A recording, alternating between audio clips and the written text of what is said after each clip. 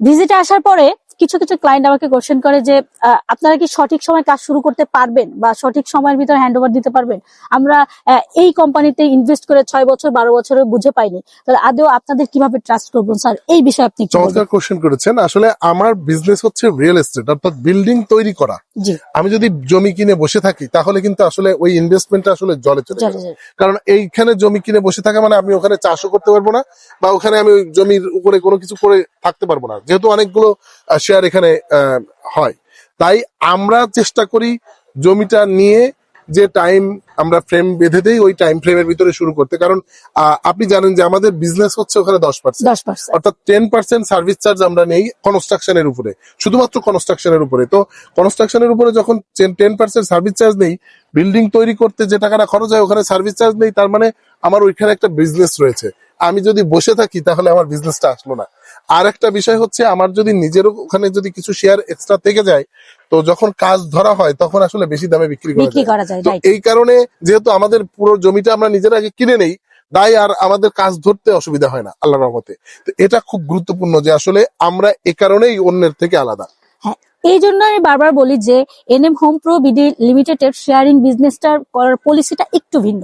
কারণ 10% service charge নেই মানে আমার কোম্পানি একটা ব্যবসা করে, তাহলে সে কেন এই প্রজেক্টে কাজ শুরু করবে না?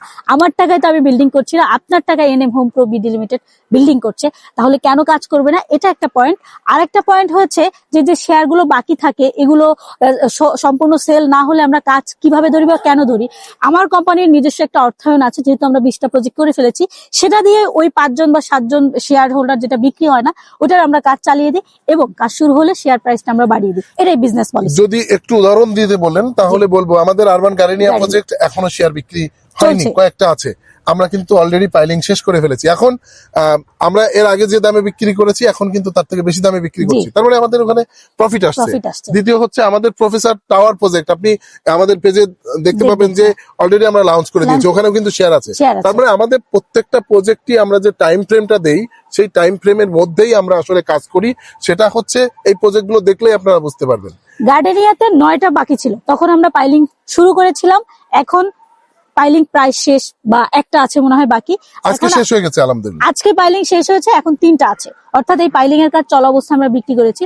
এতে কি হলো, যখন কাজ শুরু হয় ক্লায়েন্টের একটা আস্থা আসে, না এই প্রজেক্টের কাজ শুরু হয়েছে এবং করতে পারি। আমাদের প্রফেসর হাইট প্রজেক্ট যেটা, সেই প্রজেক্টেও কিন্তু আমরা ভেরি রিসেন্টলি 2টো শেয়ার বিক্রি করলাম। 3টা স্যার, 3টা শেয়ার বিক্রি করলাম। তার মানে এই যে প্রজেক্ট গুলো আমার অলরেডি 5 তলা ছাদ হয়ে গেছে, 5 তলা ছাদ হয়ে গেছে, আমরা শেয়ার বিক্রি করলাম রিসেন্টলি। তার মানে আপনাদের বুঝতে হবে যে আমরা আসলে ওয়েট করছি না, আমরা আসলে প্রজেক্ট শুরু করে দেই এবং পরে যখন কাজ দেখা যাচ্ছে চলছে, এর ভিতরে যদি কোনো শেয়ার হোল্ডার বা যদি কেউ নিতে চায় তখনও আমরা তাকে দিতে পারছি। এই কারণেই আসলে আমরা একটু অন্যের থেকে আলাদা আলহামদুলিল্লাহ। তাই আপনারা যদি একটা স্বপ্ন পূরণ করতে চান তাহলে আমি মনে করি NM home pro BD limited is the best choice হবে আপনার। দেখা হচ্ছে পরবর্তী কোনো ভিডিওতে। ততদিন ভালো থাকুন, নিরাপদে থাকুন। আল্লাহ হাফেজ।